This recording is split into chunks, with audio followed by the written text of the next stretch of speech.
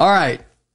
Where are we? God, it's, once again, we're in that zone where every single day, every single week, every other day, something more bizarre than the day before happens. We know what happened over the weekend with the death of Alexei Navalny.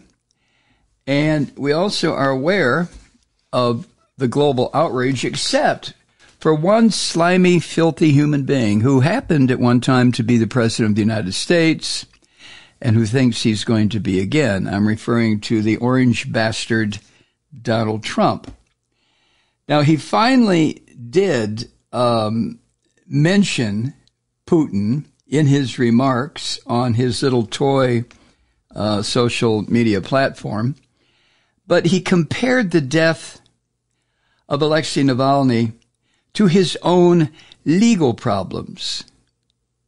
I mean, does this man have no fucking bottom whatsoever in his narcissism, his madness, his insanity? Is there no bottom at all to this man's craziness? But he said that the death of Navalny made him, quote, more aware of what is happening in this country. If you can find a connection between the death of Navalny and what is happening in this country other than the attempted rise of another fascist dictator, Donald Trump, I'd like to know. But anyway, what the orange bastard said about Navalny's death was the first time that Navalny's death in prison has gotten the orange bastard's attention. He doesn't care. I mean, anything that focuses the attention of the world or 20 people or 1 million people or anybody, anything that refocuses the attention away from the orange bastard is not something Trump wants to bring up because it just furthers taking attention away from him. Now, the orange bastard didn't mention Putin in his slimy remarks.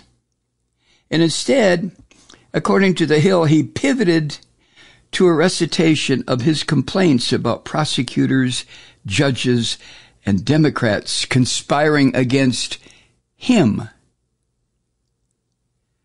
You remember on Friday, Trump was ordered to pay around $400 million as part of a civil fraud trial decision, right? But anyway, let me share with you what this orange son of a bitch wrote.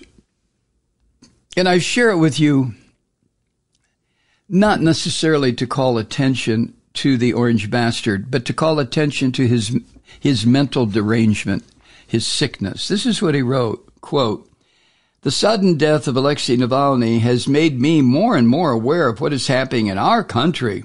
It is a slow, steady progression with crooked radical left politicians, prosecutors, and judges leading us down a path of destruction. Open borders, rigged elections, and grossly unfair courtroom decisions are, all caps, destroying America. We are a nation in decline, a failing nation." End quote. At this point, I want to say, what the fuck? It's just, I've never seen, except maybe in a textbook about abnormal psychology, I have never seen the kind of degenerate mind that is festering inside Trump's skull until he puts shit like this out on Truth Social, or he goes to one of his Nuremberg-style rallies and says shit that makes no sense whatsoever.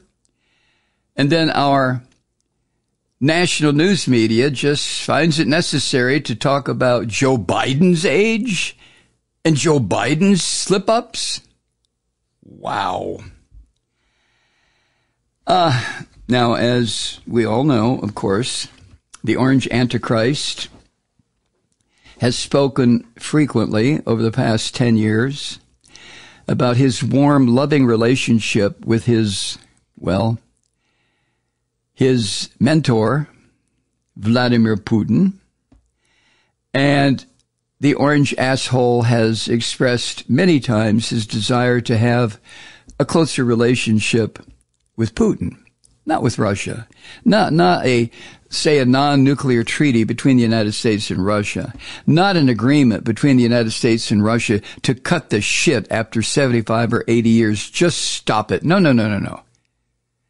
What Trump wants is to sit at Putin's knee and have Putin pat him on his head and tell him, you're a good boy, Donnie. You are doing a good job in the soon to be Federation States of America.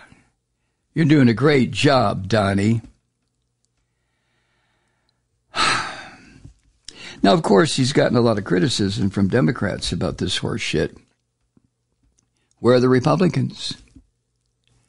I mean, my entire life, going all the way back to elementary school, I remember when added to our Pledge of Allegiance were the two words, under God. And that was to show us and the world that we were not like those atheistic communist hordes just waiting to devour the planet. The Soviet Union. We weren't like them. We're one nation under God. And all of that was inspired by Republicans. Republicans who were in Congress. And at the time, the Republicans in Congress, when I was a kid, they were just Republicans. They didn't give a shit about poor folk like me. They didn't give a shit about racial justice. They didn't care about gay folk because gay folk didn't exist in the 1950s. There weren't any. And there were very few black folk. If you need validation of that, take a look at some of the TV commercials from the 1950s and 60s. No black people. And there were no black people in movies, unless it was a all-black movie. But the Republicans were just, they were just typical big business, fuck the little guy, women shut up, queers don't exist. Black folk, well, we like your ability in baseball now that Jackie Robinson has Now, some of you are not old enough to remember that. I am. Trust me. But what happened to those Republicans? I would gladly trade in this crew of fascist son of a bitches right now who claim to be Republican. They're really Christian fascists, just like Putin, just like, well, Trump. I hesitate to label him a Christian fascist. He is a hypocrite fascist. He will work the Christians like a goddamn yo-yo. And he does, 24/7. Oh, I'm going to take care of you. I'm going to end abortion. I'm going to stop the queers. I'm going to, right? But I would trade those Republicans from the 1950s in a heartbeat for every single one of these bastards that now exist in the U.S. House and Senate. Yes, every one of them. I know there are some Republicans in the Senate, in the House even, who could still be identified as Republican. But until they stand up on their hind legs and scream about this son of a bitch Trump and demand that he get out of office, demand that he be thrown in jail somewhere, Jesus. But, of course, that's not going to happen. But you remember when the orange bastard tried to cast doubt on the U.S. intelligence community's assessment, fact-finding, that Russia did, in fact, interfere with the 2016 election. And then what he recently suggested, that this son of a bitch said he would encourage Russia to attack NATO allies who were not, in Trump's little fevered brain, contributing enough to defense spending. Although he got that all wrong, too. This dumb bastard wants people to contribute to the NATO treasury. There is no such thing. The NATO nations have agreed to spend X% of their gross national product on defense, so that each nation is prepared in case the Soviet bear or the Russian bear tries to burst out of its cage, as it did in Ukraine. But Trump standing up there in front of the whole world saying he would encourage And then what happened a few days later? The Russian dictator decided to test the political spine in this country. And I'm sure Putin sat there and thought for a moment, well, let's see how much influence my useful idiot has in the United States. I think I will have Navalny killed. I will have Navalny executed. I will have him disappear, destroyed, because he pisses me off. And let's see if there's any reaction. Well, there was plenty of reaction, all words.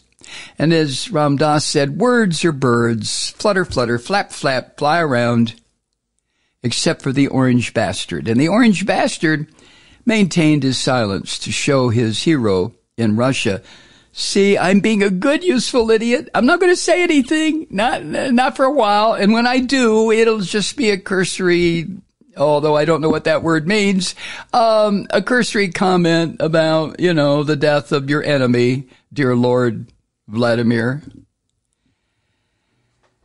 Oh, Jesus. Trump, Vladimir Putin's best boy, his useful idiot, Trump is facing 91 felony charges across 4 different investigations. He was indicted in New York City over the hush money scheme to keep one of his tawdry little affairs quiet until the 2016 campaign was over. He was charged in D.C. for his efforts to subvert the 2020 election, indicted in Georgia for doing just that, charged in Florida for stealing classified documents when he left office and refused to return them and tried to pawn them off to people who might benefit him. Trump is evil. He's not just a political liability to the United States.